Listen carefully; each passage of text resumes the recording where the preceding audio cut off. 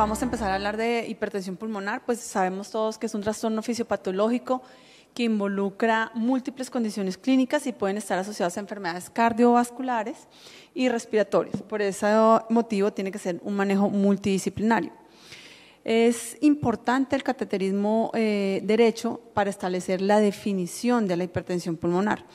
Entonces, para definir la hipertensión pulmonar tenemos que guiarnos prácticamente en estas mediciones. En la presión arterial pulmonar media, cuando es por arriba de 20 ya lo consideramos como hipertensión pulmonar, en la presión de cuña y en la resistencia vascular pulmonar. Entonces, con estos tres criterios prácticamente vamos a poder clasificar la hipertensión pulmonar en precapilar, postcapilar, la combinada y la que es por ejercicio. Entonces, esta es una de las importancias de hacer cateterismo derecho en pacientes con hipertensión pulmonar. Los pacientes con hipertensión pulmonar normalmente se les debe hacer varios estudios. Tienen que tener gases arteriales, tienen que tener pruebas de función pulmonar, pero uno que se hace rutinariamente pues es el ecocardiograma para evaluar de una forma indirecta la presión pulmonar. Entonces, mediante la insuficiencia tricuspidea, el paciente tiene que tener insuficiencia tricuspidea, se valora la velocidad que genera y dependiendo de esta velocidad podemos establecer si tiene una baja, intermedia o alta probabilidad de hipertensión pulmonar. Cuando estamos de 2.9 a 3.4 hablamos de intermedia, más de 3.4 hablamos de alta probabilidad y ya depende de los factores de riesgo de las condiciones asociadas. Si las tiene, definitivamente es una indicación 1 hacerle cateterismo derecho a estos pacientes. Con el cateterismo derecho vamos a poder darle la clasificación a la hipertensión pulmonar en los 5 grupos que pues ya conocemos. Y una de las importancias también del cateterismo derecho es evaluar el pronóstico, ya que a medida que aumenta la presión pulmonar media y aumenta la resistencia vascular pulmonar, pues va a generarse falla cardíaca derecha y eso va a aumentar la mortalidad en los pacientes. Entonces, por eso es muy importante el cateterismo derecho en la evaluación de la hipertensión pulmonar. Y aparte también nos va a ayudar a guiar el manejo terapéutico que vamos a hacer. Entonces, dentro de las indicaciones, pues sabemos que el cateterismo es el gold estándar para el diagnóstico de hipertensión pulmonar. Nos ayuda a evaluar la hemodinámica del corazón cuando tenemos shunt intracardíacos congénitos. También está indicado para el manejo de hipertensión pulmonar, para poder enfocar el manejo de la hipertensión pulmonar.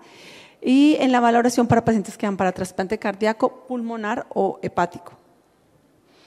Dentro de las contraindicaciones, pues no se debe hacer cuando hay trombos o tumores en las cavidades derechas, cuando hay marcapasos recientemente implantados, hablamos de menos de un mes, cuando tiene una válvula cardíaca derecha mecánica, un triclip o endocarditis. Estas son todas las mediciones que tenemos que obtener en un cateterismo derecho. Para hacerlo completo, pues son las que hacemos normalmente siempre en cualquier cateterismo, que son la presión de la aurícula derecha, la presión sistólica, diastólica, la media, el gasto cardíaco, la saturación venosa, arterial, la presión sistémica. Y estos son los cálculos los parámetros que ya calculamos, que son importantes para establecer muchas veces si el paciente se favorece de un trasplante o no, si se favorece de una terapia o no, que son la resistencia vascular pulmonar, el índice también de la resistencia vascular pulmonar, la resistencia pulmonar total, el índice cardíaco, el volumen latido, el indexado y el compliance. Entonces, como ya veníamos diciendo, el cateterismo derecho está indicado principalmente para confirmar el diagnóstico de hipertensión pulmonar, especialmente cuando queremos establecer si tiene hipertensión arterial pulmonar o en los casos que tenemos tromboembolismo pulmonar crónico. La prueba de vasorreactividad que se hace cuando hacemos el cateterismo derecho normalmente se recomienda en las del grupo 1, que son las que tenemos cuando son idiopáticas, hereditarias o por drogas. Sabemos ya que la respuesta es positiva cuando tenemos una reducción de la presión pulmonar media a menos de 10 para alcanzando un valor de menos de 40 milímetros de mercurio con gastos cardíacos aumentados o sin cambios. Antes se hacía con adenosina, ya hoy en día pues definitivamente eso cambió y tiene que ser solamente con estos tres, o óxido nítrico, o iloprost o epoprosterenol. Nos ayuda a identificar quiénes son candidatos para bloqueadores de calcio. Entonces, cuando el test de vasorreactividad es positivo, son pacientes que se pueden beneficiar de altas dosis de bloqueadores de calcio. Y es importante también establecer que cuando uno inicia el tratamiento con los bloqueadores de calcio, a estos pacientes se les tiene que hacerles un seguimiento otra vez a los 3 o 4 meses, se les tiene que repetir un cateterismo para establecer si sí funcionó o no esta terapia y continuar con las dosis altas de bloqueadores de calcio o ya pasarnos a tratamientos de hipertensión arterial pulmonar como el Bosentan, el sildenafil, otro tipo de terapias. También se debe hacer para evaluar la hipertensión pulmonar asociada a la enfermedad cardíaca izquierda. La vasorreactividad se limita a evaluar si es candidato al trasplante cardíaco y también esto también va a depender de la resistencia vascular pulmonar. En cardiopatía congénita nos ayuda a establecer si un paciente se beneficia o no del cierre del defecto. Entonces ya cuando son test de vasorreactividad negativos, a veces pues no se benefician tanto del cierre o necesitamos hacer un cierre con algún dispositivo fenestrado. Bueno, acá prácticamente dicen lo mismo que ya habíamos mencionado, es indicación 1, en realidad hacer el test de vasorreactividad para evaluar el tratamiento con altas dosis de bloqueadores de calcio, los parámetros y los medicamentos que se tienen que utilizar para este procedimiento. La otra importancia que tiene el cateterismo derecho es que nos da pronóstico.